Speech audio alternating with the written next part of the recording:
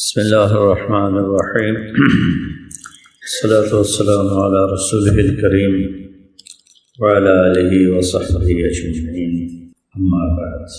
میرے عزیزو، دنیا میں کوئی لکھنے والا یہ دعویٰ نہیں کر سکتا کہ میں نے جو لکھا ہے یہ تمہیں سیدھی راہ پر تمہاری منزل تک پہنچا دے۔ صرف اللہ کا کلام قرآن یہ دعویٰ کرتا ہے، ان ھذا القرآن یہدی للتی ہی اقوم، کہ یہ قرآن وہ ہے اس کے مطابق اگر ڈھل جاؤ گے تو پورے راستے میں موڑ ہی کوئی نہیں، سیدھا راستہ۔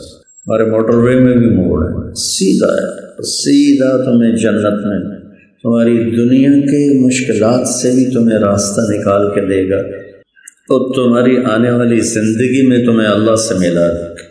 تو آگے ایک مضمون آ رہا ہے، بہت اہم معاشرتی مضمون ہے، زندگی کا بہت اہم مضمون ہے، وہ ہے خامند اور بیوی کا مقام اور تعلق۔ اور آپ یقین مانیں، میں جیسے میں نے آپ سے پہلے کہا، میں تفسیریں تو نہیں پڑھتا ہوں، لباس کو لفظ کو کوریدتا رہتا ہوں، یہ آپ کو کسی تفسیر میں نہیں ملے گا جو میں آپ سے کہہ رہا ہوں۔ اس رشتے کی اہمیت اور اس رشتے کی قوت کو بتایا گیا ہے، اور اس رشتے میں آنے والی رکاوٹوں کو دور کرنے کے لیے بتایا گیا ہے کہ اللہ تعالیٰ کہہ رہا ہے بیوی تیرا لباس ہے، اور بیوی کو کیا کہہ رہا ہے؟ خاوند تیرا لباس ہے۔ ہمیں پہلے مخاطب کیا بیوی تیرا لباس ہے، پھر عورتوں سے کہا کہ خاوند تیرا لباس ہے۔ سب سے زیادہ میرے جسم کے قریب کیا ہے بتاؤ؟ لباس ہے، اس سے قریب تو اور کچھ نہیں ہے، یہ میرے تن کے ساتھ لگاؤ۔ اچھا، اس میں اگر کہیں تنکا بھی اندر گر جائے تکلیف محسوس ہوتی کہ نہیں؟ کوئی مکھی اندر چلی جائے یہاں سے تکلیف محسوس ہوتی کہ نہیں؟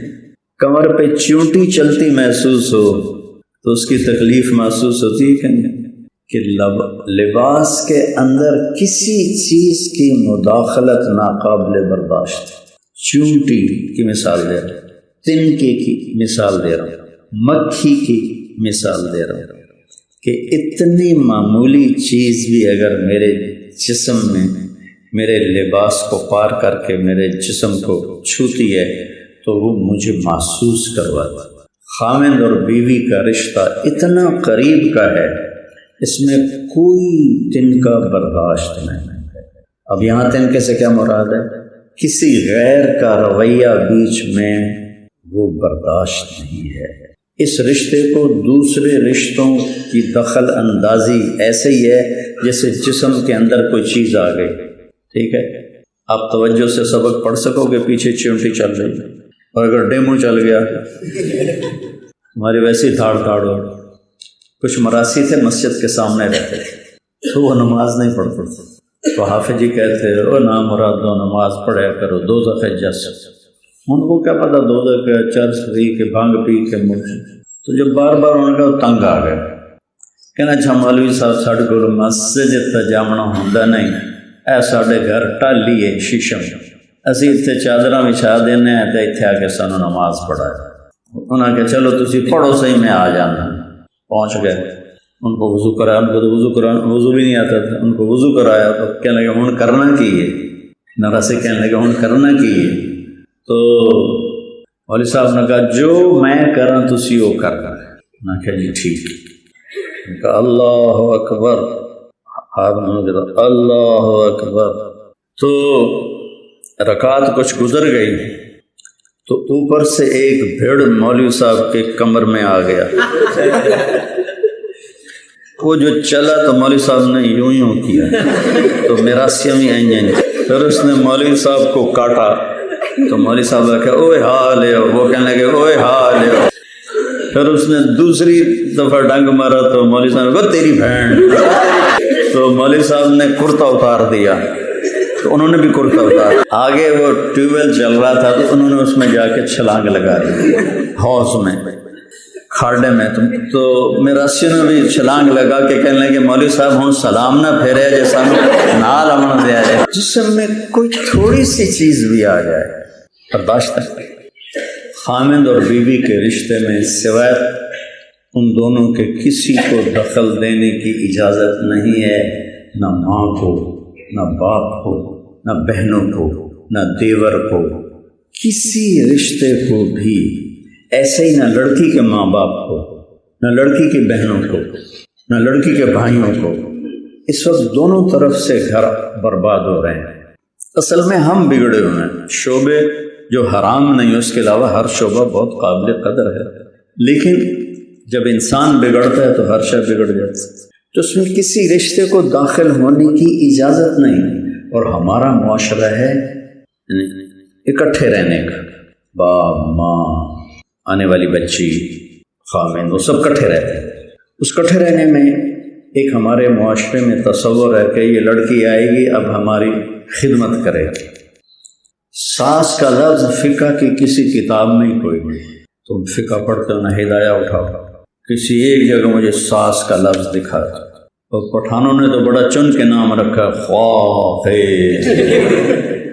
اس کا وہ نام ہی خوفناک ہے۔ تو میں سیرت سے مثال دیتا ہوں۔ ازواج امہات مطہرات امہات المومنین، حضرت عائشہ، حضرت حفصہ، حضرت ام سلمہ، حضرت سودا رضی اللہ تعالی عنہن، یہ چار ایک گروپ تھا۔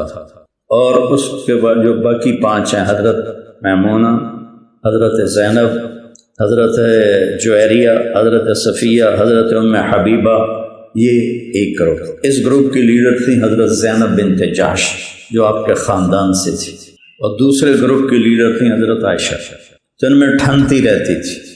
دنیا ہے نا، جنت نہیں ہے نا۔ وَنَزَعْنَا مَا فِي صُدُورِهِم مِّنْ غِلٍّ، یہ جنت میں ہوگا کہ جب تم داخل ہونے لگو گے تو ہم تمہارے دلوں سے ہر گندگی نکال دیں گے۔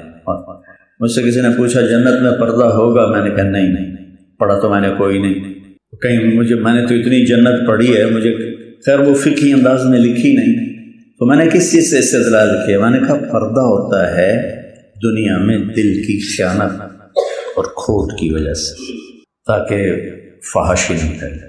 جنت میں جب اللہ تعالیٰ لے جائے گا تو دل کی کھوٹ نکال دے گا۔ جنت میں کوئی شرعی حکم نہیں ہے کہ کھوٹ نکل گئے۔ تو ان دونوں گروپوں میں ٹھنی رہتی تھی، اور صحابہ جو تھے انہیں پتہ تھا کہ آپ کو حضرت عائشہ سے عشق ہے، تو وہ جو ہدیے تھے نا روک کے رکھتے تھے۔ جب حضرت عائشہ کی باری ہوتی تھی تو پھر جا کے دیتے تھے۔ اس پر ساری بیویوں میں بڑی کھٹپٹ ہوتی تھی۔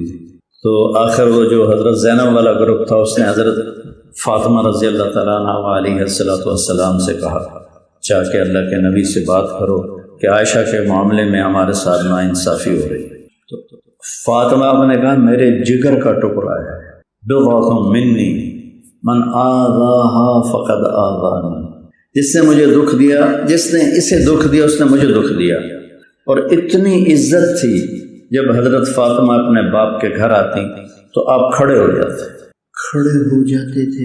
کھڑا تو آدمی کسی بڑے کے لیے ہوتا ہے، اور باپ بیٹی کتنی بڑی ہو باپ سے، اور باپ بھی اللہ کا نبی، اللہ کے رسول، آخری رسول، آپ کھڑے ہو جاتے اور آگے بڑھ کے فاطمہ کا ہاتھ پکڑتے اور اس کا ایسے بوسہ لیتے، اور پھر پہلے ان کو بٹھاتے تھے پھر خود بیٹھتے تھے۔ اتنی عزت محبت دیتے تھے۔ جب سفر پہ جاتے تھے تو ساری بیویوں سے ملتے سب سے آخر میں حضرت فاطمہ سے ملتے تھے۔ جب سفر سے واپس آتے تھے تو سب سے پہلے حضرت فاطمہ سے ملتے تھے، اتنا پیار تھے۔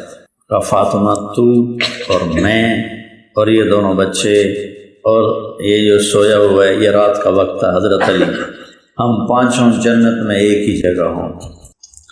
تو وہ آئیں تو اللہ کے نبی حضرت عائشہ کے ساتھ ایک ہی چادر میں بستر پر لیٹے ہوئے تھے۔ تو انہوں نے آ کر کہا یا رسول اللہ ان ازواجک یشکون ابنت ابی بکر۔ ابنت ابی بکر میں طنز تھا کہ عائشہ نہیں کہا، یا ماں بھی کہہ سکتے تھے، عائشہ نہیں کہا، ابنت ابی بکر، ابو بکر کی بیٹی کے بارے میں شکایت کر رہی ہیں آپ سے۔ تنکا بھی نہیں آنے دینا، دخل اندازی تو بڑی بات ہے، ہم تنکا بھی نہیں برداشت کرتے۔ تو میرے نبی نے فرمایا فاطمہ کیا تجھے یہ پسند ہے کہ جس سے میں پیار کروں تم بھی اس سے پیار کرو؟ جی۔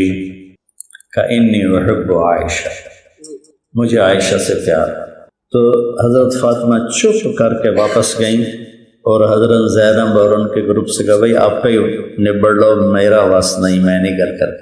آپ نے اپنی بیٹی کو بھی خامد اور بیوی کے رشتے میں داخل ہونے نہیں دیا۔ ادھر بھائی کی بہنیں وہ رشتوں کو برباد کر دیتی ہیں خامد اور بیوی کی، ساس اپنے بیٹے کے کان بھر بھر کے برباد کر دیتی ہیں۔ یہ میں وہ کہہ رہا ہوں جو اکثر ہے، اس کے الٹ بھی ہے کہ لڑکی اتنی بدتمیز ہوتی ہے، اتنی بد زبان ہوتی ہے، اتنی بد اخلاق ہوتی ہے کہ وہ کسی کی بھی عزت نہیں کرتی اور اپنا گھر توڑ دیتی ہے۔ اور بعض لڑکیاں شادی کے بعد بھی اپنے ماں باپ کی مانتی ہیں، اپنے سسرال کی نہیں مانتی، یہ بھی گھر توڑ دیتے ہیں۔ انتہائی بے وقوف، نکمے بلکہ ظالم ماں باپ ہیں جو شادی کے بعد بھی اپنی بیٹی پر کنٹرول رکھیں، اور بہت ہی یہ مثالیں ہیں، لیکن اس سے زیادہ جو ستم ہے وہ سسرالی ستم ہے۔ تو اللہ کے نبی نے 11 شادیاں کر کے اس رشتے کو نبھا کے دکھایا۔ ہم لباس لکم، تمہارا لباس ہے، ایک بات۔ دوسری بات، لباس کو بچاتے ہو یا خراب کرتے ہو؟ جمعہ کو جب آپ پگڑیاں شگڑیاں باندھ کے اور کپڑے پہن کے کھانے پر بیٹھتے ہو تو دامن سمیٹ کر بیٹھتے ہو کہ کوئی قطرہ شوربے کا یا روٹی کا کوئی ذرہ میرے دامن پہ نہ گر جائے تو فوراً دھوتے ہو۔ اور میری طبیعت ذرا نزاکت والی ہے، میرے گر جائے تو میں کپڑے بدلتا ہوں، دھبا لگ گیا ہے، جس کو دھوؤں گا بھی تو نشان نظر آئے گا، تو کپڑے اتار کے کپڑے بدلتا ہوں۔ تو جب آپ اتنا بچاتے ہو لباس کو تو آپ کی بیوی آپ کا لباس ہے نا، تو اس پہ دھبا لگنے سے اسے بچاؤ۔ آپ غصے میں سالن پسند نہیں ہے تو پلیٹ توڑ دیتے ہو، تو بیوی تیرا لباس ہے، اس کا دل ٹوٹنے سے اسے بچاؤ۔ یہ سارے لباس سے اندر یہ میں تمہیں بتا رہا ہوں، اور یہی باتیں بیوی کے لیے ہیں کہ بیوی اگر غصے میں آئے تو اپنے دامن پہ تو چائے نہیں گراتی، بلکہ عورتوں نے تو کپڑوں کو سنبھالنے کے لیے کتنے لمبے چوڑے نظام بنائے ہوتے ہیں، اور زیور کو کس طرح ایسے سنبھال کے رکھتی ہیں، اپنی جان سے بھی زیادہ۔ جتنی زیور کی حفاظت کرتی ہیں اتنی خامد کی عزت کر لیں تو کبھی ساری زندگی گھر میں ناگواری نہیں آئے گی۔ لباس تمہیں غصہ چڑھے تو اپنا کرتا پھاڑتے ہو، پاگل یہ کرتا ہے، اسے پتہ نہیں ہوتا، کرتا بھی پھاڑ دیتا ہے، ننگا بھی ہو جاتا ہے۔ تم غصہ دوسرے پر نکالتے ہو، دوسرے کا گریبان پکڑ کے پھاڑتے ہو۔ تمہیں غصہ چڑھا تو اپنے لباس کو پھاڑنا، تو بیوی کو ذلیل کرنا ایسا ہے جیسے تم نے اپنے لباس کو پھاڑا۔ بیوی کو غصہ چڑھا تو اس کا خامد کے ساتھ تلخ جملے، تند و تیز اور بے عزتی کرنا ایسا ہے جیسے اس نے اپنے لباس کو پھاڑا۔ میرے عزیزو، یہ بڑا لمبا مضمون، میں 20 سال سے اس کے بول رہا ہوں، ختم ہی نہیں ہو سکتا، یہ اتنا لمبا مضمون ہے۔ اور تم میری اولاد ہو، میں تمہارا باپ ہوں، تمہاری آنے والی بیویوں کا میں سسر ہوں۔ میں تمہیں نصیحت کر رہا ہوں کہ اپنی بیوی کو اپنا لباس بنا لو، صرف لباس کی۔ جب غصہ چڑھے لباس سوچو، مولانا نے کیا کہا تھا، لباس۔ جب کوئی دخل اندازی کرنے لگے تو سوچو تنکا، اور جو مولوی کو بھیڑ نے کاٹا تھا نماز میں۔ جہاد کا سفر تھا تو آپ نے چلنے کا اعلان کیا۔ حضرت عائشہ رضی اللہ عنہا اپنی اونٹنی پر بیٹھ گئی۔ سفر تفریح نہیں ہے، سفر جہاد ہے، ٹھیک ہے۔ وجاہدوا فی اللہ حق جہادہ، یہ اس آیت پہ عمل ہو رہا ہے۔ اور حضرت عائشہ کے اپنے گلے پہ نظر پڑی تو ہار کوئی نہیں تھا، ام سلمہ سے مانگ کے لائیں تھی یا اپنی بہن سے، وہ ہار گلے میں نہیں تھا۔ تو انہوں نے شور مچا دیا، میرا ہار کوئی گم ہو گیا ہے یا رسول اللہ، میرا ہار کوئی۔ تو اس وقت موقع کی بات تھی، آپ کہتے عائشہ ہار تو معمولی چیز ہے، ہمارا جہاد کا سفر ہے، چھوڑو، ہمارا آگے جانا ضروری ہے۔ وہ 300 کا یا 500 کا جو مجاہدین کا لشکر تھا، آپ نے سب سے کہا عائشہ کا ہار ڈھونڈو، اس سے میں تمہیں اور کیا بات، عائشہ کا ہار ڈھونڈو۔ سارے ڈھونڈنے میں لگ گئے، کسی کو نہیں ملا، رات ہو گئی، عشاء کی نماز پڑھی، فجر کا وقت آ گیا، پانی ختم، رات کے وضو میں ختم۔ وہ تو یہ تھا کہ اب چلیں گے تو اگلی منزل پر پانی پہ پڑاؤ ڈالیں گے، پانی ختم۔ تو صحابہ نے ابو بکر کو تانے دینے شروع کیے، تیری بیٹی کی وجہ سے اب یہ حال ہو رہا ہے کہ اب ہمارے پاس پانی نہیں، نماز کیسے پڑھیں؟ ابو بکر تو والد تھے، وہ غصے میں اللہ کے نبی کے خیمے میں گئے تو اللہ کے نبی ام عائشہ کی گود میں سر رکھ کے سو ہوئے تھے اور وہ اس طرح جاگ رہے تھے۔ تب وہ تو باپ اب وہ شور بھی نہیں مچا سکتے، اللہ کے نبی اٹھ نہ سکیں، تب وہ کیا کر رہے تھے؟ اور پھر یہاں آ کے انگلی مارتے ایسے زور سے۔ تو عائشہ رضی اللہ عنہ نے فرمایا میں نے اپنے جسم کو ٹائٹ کر لیا کہ انگلی لگنے کا درد نہ ہو کہ کہیں میں ہلوں اور اللہ کے نبی کی آنکھ نہ کھل۔ تو وہ ایسے تھوڑی دیر بعد اللہ کے نبی کی آنکھ کھل گئی، پتہ چلا پانی کوئی نہیں، تو سب پریشان ہیں، نماز کیسے پڑھیں؟ تو میرے اللہ کا حکم آیا، پہلی دفعہ کسی امت کو یہ سہولت ملی، آدم سے لے کر عیسیٰ علیہ السلام تک سب کے لیے وضو تھا۔ تلاش کرو پانی، 10 میل بھی جانا پڑے تو پانی تلاش کر کے وضو کرو۔ تو وَلَمْ تَجِدُوا مَاءً فَتَيَمَّمُوا صَعِيدًا طَيِّبًا فَامْسَحُوا بِوُجُوهِكُمْ وَأَيْدِيكُمْ مِنْهُ۔ ایسے سوچو، مٹی منہ کے ملن ڈال بھی بندہ پاک ہوں گے تو اور زیادہ گندا ہو جاتا ہے۔ ادھر مٹی ملنا، کیا سہولت دی اللہ نے۔ ضربتان، ایک ہے تو ایک ہے۔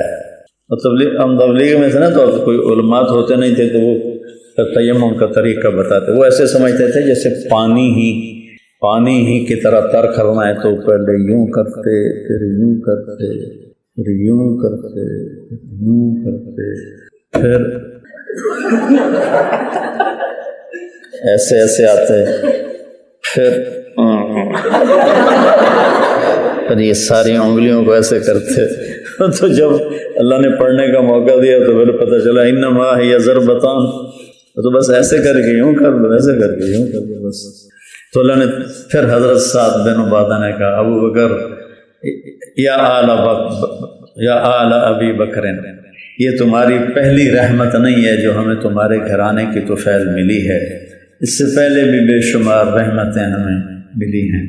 تو اللہ نے تیمم کو حکم دے دیا۔ فجر ہو گئی، اشراق کا ٹائم ہو گیا، ہار نہیں ملا تو اماں عائشہ نے کہا اچھا یا رسول اللہ چھوڑیں چلیں۔ یہ وہ ابواب ہیں جو تمہیں پڑھنے کی ضرورت ہے، جو تمہیں زندگی سکھائیں گی، زندگی۔ تو آپ نے کہا چلو بھائی، سبحان۔ تو جب اونٹنی کو اٹھایا تو ہار نیچے پڑا ہوا تھا، وہ ان کے گلے سے ٹوٹا اور پھسل کے اونٹنی کے نیچے چلا گیا، اور ہیٹھا کسی دیکھے ہی کوئی نہیں۔ جب اونٹنی اٹھی تو ہار نیچے پڑا ہوا تھا۔ میرے نبی کی زندگی ہے۔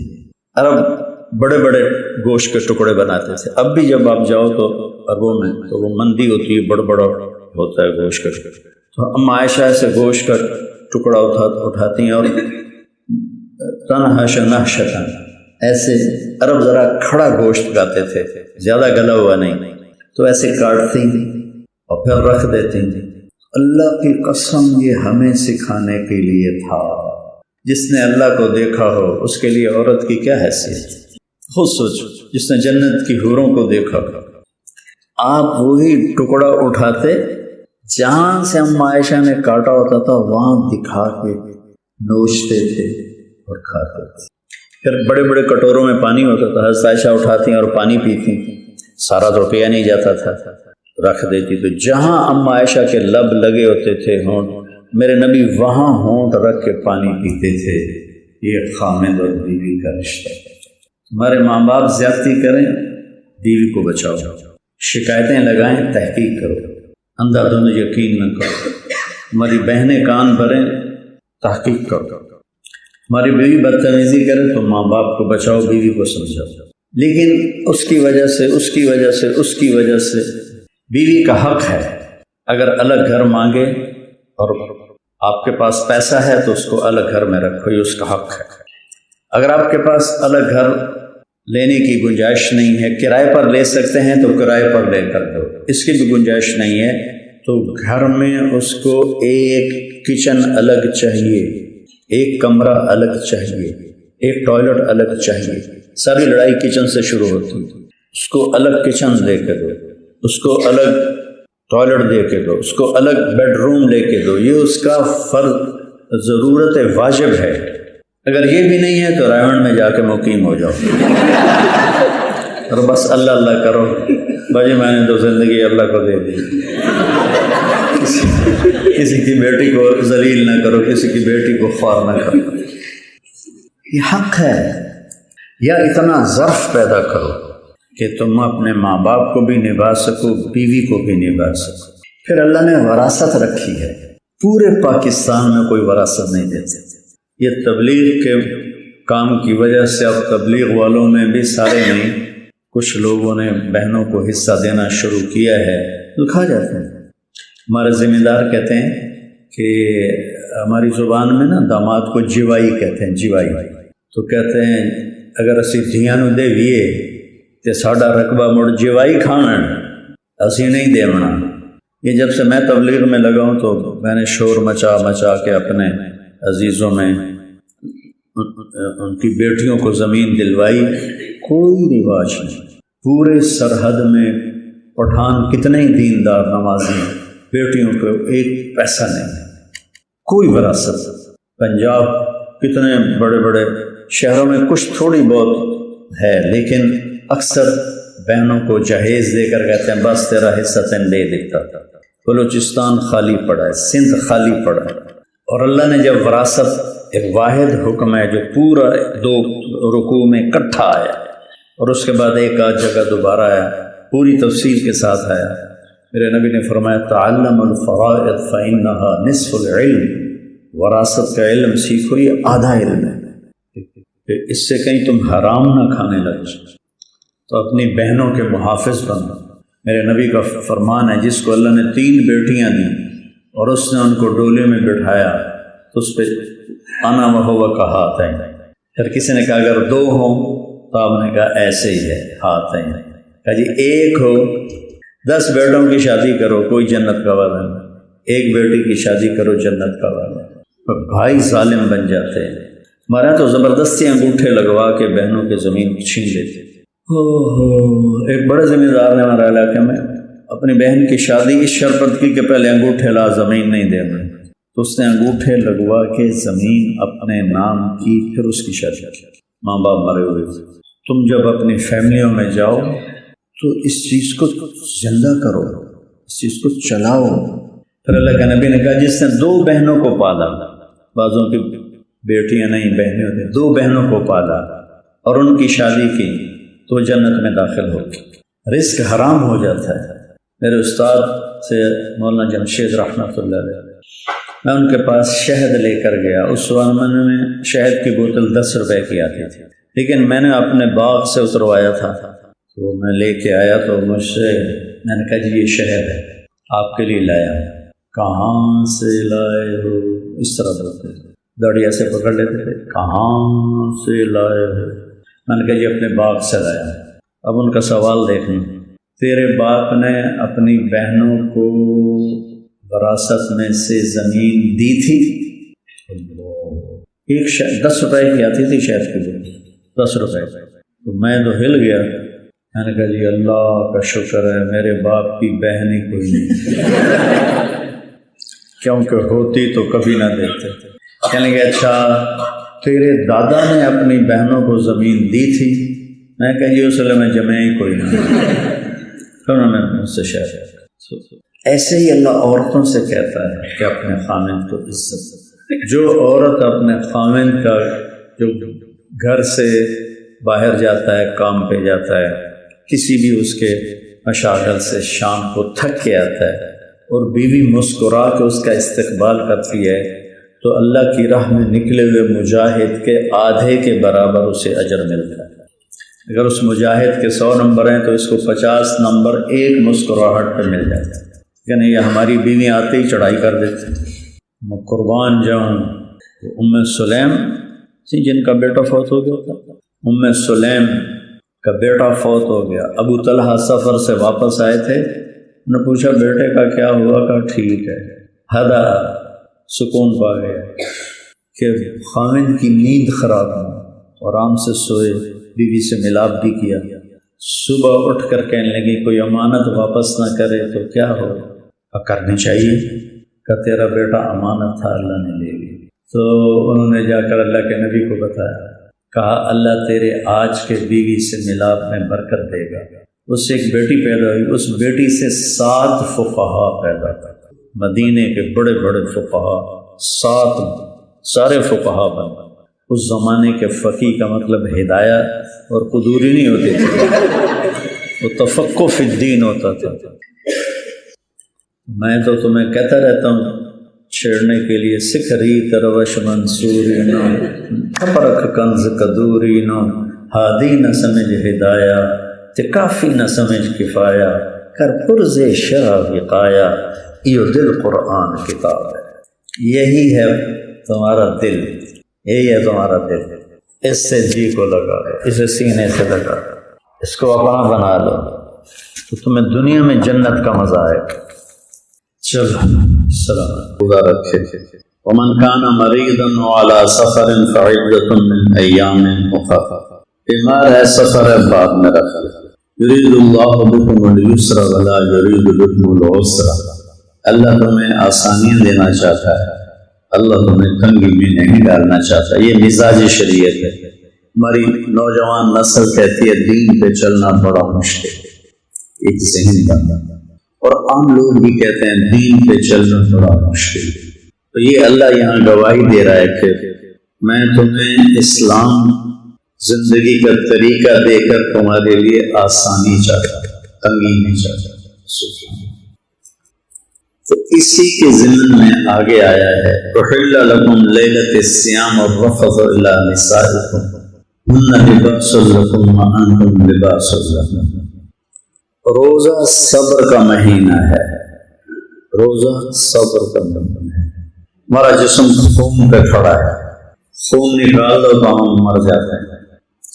ہمارے اسلام میں توحید کے بعد صبر خون کی طرح، صبر زندگی سے نکال دو تو اسلام ایک مرد مریض بن جاتا ہے جو کروٹ بھی نہیں بدل سکتا۔ تو خامد اور بیوی کے رشتے کو نبھانے کے لیے دونوں کو صبر کی ضرورت ہے۔ میں مضمون دوبارہ بیان کر رہا ہوں، آپ سب بچے کچھ دنوں میں فارغ ہو جاؤ گے، آپ کی شادیاں ہوگی، یہ شادی شدہ لوگ بیٹھے ہوئے ہیں، آگے اپنے بچوں کی شادیاں بھی کر چکے ہیں وہ لوگ بھی بیٹھے ہوئے ہیں۔ تو دیکھو میں ہاتھ جوڑتا ہوں، سمجھو جو اللہ کہہ رہا ہے، میری تو زبان ہے۔ رمضان کے مہینے میں خامند اور بیوی کے رشتے کو جس طرح بیان کیا ہے، چونکہ اس رشتے میں صبر چاہیے۔ ماں باپ کی عظمت دل میں ہوتی ہے تو اکثر بچے سر چکا لیتے، اب گستاخ بھی ہیں، بدتمیز بھی ہیں، بدقسمتی سے، لیکن ماں باپ کا ایک وقار ہوتا ہے تو اس کی وجہ سے بچے بچیاں چپ کر جاتے ہیں۔ ماں باپ کا مقام ایسا ہے کہ میرے نبی سے پوچھا گیا قیامت کب آئے گی؟ آپ نے فرمایا یہ اللہ کو پتا تھا۔ کا کوئی نشانی بتائیں؟ کہ جب بیٹی ماؤں کو ذلیل کریں گی تو قیامت آ جائے گی۔ بیٹے تو بدتمیز ہوتے ہی ہیں اکثر، اگر بیٹیوں نے بھی ماں کے سامنے اونچا بدتمیزی سے بولنا شروع کر دیا تو قیامت آ جائے گی۔ کسی رشتے کے توڑنے پر یہ بات نہیں کہی جو ماں کے بےعزتی پر بات، لیکن تو وہاں تھوڑا آدمی دب جاتا ہے، چک جاتا ہے۔ لیکن خامند اور بیوی کا رشتہ برابر کا رشتہ ہے، تو بیوی سے کوئی اونچا بول بولا جائے تو خامند برداشت نہیں کرتا، بیوی سے کوئی اونچا، خامند سے کوئی اونچا بول نکل جائے تو بیوی برداشت نہیں کرتا، ٹکراؤ ہو جاتا ہے۔ ہمارے ملک میں طلاقیں بڑھ گئی ہیں۔ ہمارے بچپن میں مشہور تھا جتھے دھی دی ڈولی دینے ہیں نا اتھوں او دی منجی بھی چینے ہیں، جتھے دھی دی ڈولی دینے ہیں، جہاں ہم اپنی بیٹی کو کی ڈولی اتارتے ہیں، اتھوں اولی منجی چیننے ہیں، وہیں سے اس کا جنازہ اٹھاتے ہیں. ایک احترام کا ماحول تھا، اب وہ نہیں ہے. سوشل میڈیا کی وجہ سے تو خاوند تھوڑا اونچی بول جائے تو بیوی برداشت نہیں کرتے، بیوی اونچی بول جائے تو خاوند برداشت نہیں کرتے. تو اللہ نے اس صبر کے مہینے میں خاوند اور بیوی کو ایک تشبیہ دے کر آپ کو سمجھایا ہے کہ اپنے رشتے کو آباد کرو صبر کے ساتھ. ایک شخص اپنی بیوی کی شکایت لے کر آیا حضرت عمر کے پاس. چھوٹے چھوٹے گھر تھے، دروازے پر پہنچا تو اندر ان کی بیوی ان سے لڑ رہی تھی، اور حضرت عمر جیسی ہستی، نائی ان کے خط بنا رہا تھا تو حضرت عمر کو چھینک آئی تو نائی کا پیشاب نکل گیا. اتنی ہیبت تھی ان کی. چپ بیٹھے تو وہ واپس مڑ گیا. تو پردہ سا تھا تو حضرت عمر کی نظر پڑ گئی، وہ باہر نکلے. بھائی کدھر جا رہے ہو، کیوں آئے تھے؟ تھے تو میرے کو بھی کم چوکھا ہو رہا ہے، میں کی گل کرا. آپ نے فرمایا کیا ہوا؟ کیا میں بیوی کی شکایت لے کر آیا تھا کہ بہت زیادہ بولتی ہے میرے سامنے، اور تھوڑی تو میرے تو بھی 4 ہاتھ دے تھی ابھی گلی کو نہیں کی تھی. تو ہم نے کہا دیکھو میرے بھائی، اس نے میرے بچے پیدا کیے، اپنے پیٹ کو پھاڑا. لیکن مرد تو اپنی ایک لذت پوری کرتا ہے، اور 9 مہینے لڑکی اب کس تکلیف سے گزرتی ہے کہ دیکھتے ہیں، سب دیکھتے ہیں. پھر اس کو پیدا کرنے کی جو تکلیف اٹھاتی ہے وہ سب دیکھتے ہیں، پھر اس کو پالنے کی جو تکلیف اٹھاتی ہے وہ سب دیکھتے ہیں. جن کے جوڑے ہو جاتے ہیں اس کے لیے ماں کتنا کھپتی ہے وہ سب دیکھتے ہیں. کیا دیکھو میرے بھائی، یہ میرے بچے پیدا کرتی ہے، میرا کھانا پکاتی ہے، میرے کپڑے دھوتی ہے. اگر کبھی وہ کمزور ہے عورت، اگر کبھی اونچا بول جائے، میرے ذمے ہے خاموش رہنا. یہ زندگی کا خوبصورت. تھوڑی دیر کے بعد اگر بیوی سے بدتمیزی ہو جائے گی، اب خاموش رہیں گے، وہ معافی مانگنے آ جائے. خاوند سے تھوڑی بدتمیزی ہو جائے اور بیوی خاموش ہو جائے تو تھوڑی دیر کے بعد خاوند معافی مانگنے آ جائے. تو اللہ نے صبر کے مہینے میں اس کو ذکر کر کے بتایا کہ یہ رشتہ صبر سے خوبصورت ہو، زیور پہنانے سے نہیں، صبر سے یہ رشتہ خوبصورت ہو. اور تشبیہ دی لباس کے ساتھ. لباس، ہم جمعے کے دن لباس صاف ستھرا پہن کے آئے. اس رشتے کو صاف ستھرا رکھنا ہے. لباس پہ کوئی دھبا لگ جائے تو ہم فوراً اس کو صاف کرتے ہیں، نہیں کرتے. ایسے ہی اگر خامن بیوی میں کوئی دھبا لگ جائے تو اس کو فوراً صاف کرو، دیر نہ کرو کہ یہ معافی مانگے گی تو کام ہے معافی دے، نیا نہیں پہل کرنے. تو لباس کو جس طرح بچاتے ہیں گندگی سے، ایسے اس رشتے کو بچاؤ گندگی سے. لباس جسم کے سب سے زیادہ قریب ہوتا ہے. کوئی اور چیز آپ کے قریب ہے؟ بولو. ہاں، تو خاوند اور بیوی کے رشتہ اتنا قریب ہے کہ اس میں کوئی چیز داخل نہیں ہو سکتی. تو ہمارا ماحول جوائنٹ فیملی سسٹم ہے، تو کبھی کوئی خاوند کی بہن دخل اندازی کرتی ہے تو سمجھو کہ آپ کے کپڑوں میں دخل اندازی ہو رہی ہے، اور کپڑے میں چمٹی گھس جائے تو کتنی تکلیف ہوتی. 2 دن پہلے میں نے بچوں کو اور کپڑے میں کوئی تنکا گھس جائے تو کتنی تکلیف ہوتی، یا مکھی چلی جائے تو ہم کتنے بے چین ہو جاتے ہیں. بیوی کے رشتے میں کسی کا آنا برداشت نہیں. اس طرح میں نے بچوں کو ایک لطیفہ سنایا تھا کہ ایک مولوی صاحب تھے، تو وہ ان کے سامنے مراسی رہتے تھے، وہ نماز نہیں پڑھتے تھے. تو وہ روز ان کو کہتے ہو نا مرادو نماز پڑھی کرو. تو کافی دن گزر گئے تو کہنے لگے مولوی جی اسی مسیت استجامنا نہیں، ہماری زبان میں مسیت کہتے ہیں. ساڑھے گھر ٹالیے کہ ہیٹ اسی چادرہ میں چھا دیں دیں کہ تو آ سانو پڑھا. اسے کہ چلو ٹھیک ہے تھی پڑھو سے. اور ہوں کی کرنا ہے؟ وضو کروائے. وضو کروانے کے بعد پوچھا ہوں کی کرنا ہے؟ کہ ہوں جی میں کرا تسی ہوں نہیں کرنا ہے. میں کہا ٹھیک. کہ اللہ اکبر اللہ اکبر. تو آدھی رکعت گزری تھی، ٹالی سے ایک پیڑ گرا اور مولوی صاحب کے کرتے میں داخل پیچھے کانڈ تے چڑھ گیا. تو مولوی صاحب این کیتا میرا سیوی این کیتا مولوی صاحب نے این کیتا میرا سیوی این کیتا مولوی صاحب نے ڈنگ مارا اس کے اوئے حالے ہو میرا سیوی کیتا اوئے حالے ہو تو مولوی صاحب نے کرتا اتار دیا انہوں نے کرتا اتار دیا سامنے ایک کھاڑے میں ٹیوب ویل چل رہا تھا تو مولوی صاحب دوڑے کھاڑے کی طرف پیچھے میرا سے بھی دوڑے کھاڑے کی طرف مولوی نے چھلانگ لگائی میرا سی ہوئی تو ایک میرا سے کہنے لگا مولوی صاحب ہم جب دے سلام نہ پھیری سانو نال بن دے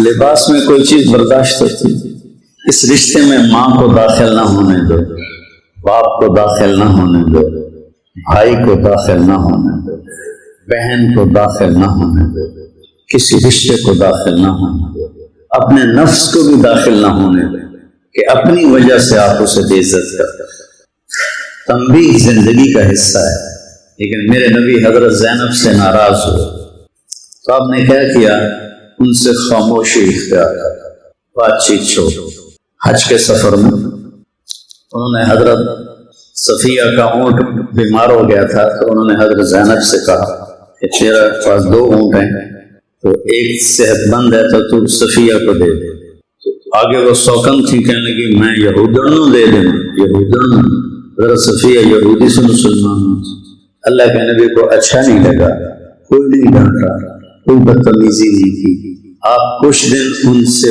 بولے نہیں بس اور پھر کچھ دن کے بعد آپ خود ہی تشریف لے آئے اور ان کے گھر میں رات گزاری اور پیار محبت یہ نہیں کہ کبھی ہوگا نہیں ہمارے نبی گئے حضرت فاطمہ کے گھر تو وہ اداس بیٹھی تھی آپ نے پوچھا کیا ہوا کہ میرا اور علی کا جھگڑا ہو گیا علی اور فاطمہ اس میں دہلوی میں ہے کہ جنت میں نور کی چمک اٹھے گی تو ابن عباس کا قول ہے تو لوگ پوچھیں گے فرشتوں سے یہ چمک کیسی ہے وہ کہیں گے جنت الفردوس میں علی و فاطمہ بیٹھے بیٹھے کسی بات پہ مسکرائے ہیں ان کے دانتوں سے جو نور نکلا ہے یہ اس کی چمک ہے اور پھر آپ نے کہا علی تیرا گھر جنت میں میرے گھر کے سامنے ہوگا یہ فضیلت اور کسی صحابی کی نہیں تو آپ نے پوچھا کیا ہوا کہ علی اور میری لڑائی ہو گئی دنیا ہے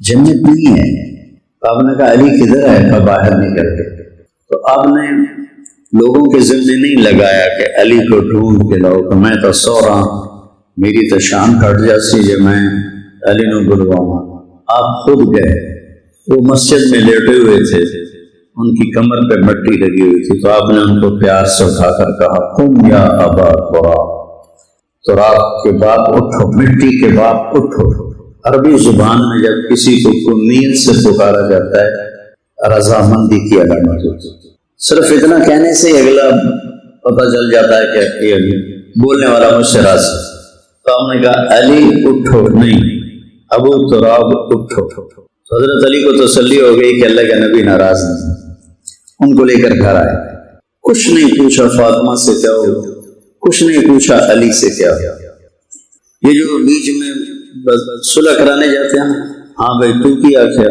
ہاں بھائی تو کیا کیا وہ ڈھیر لڑا کے آ جاتے ہیں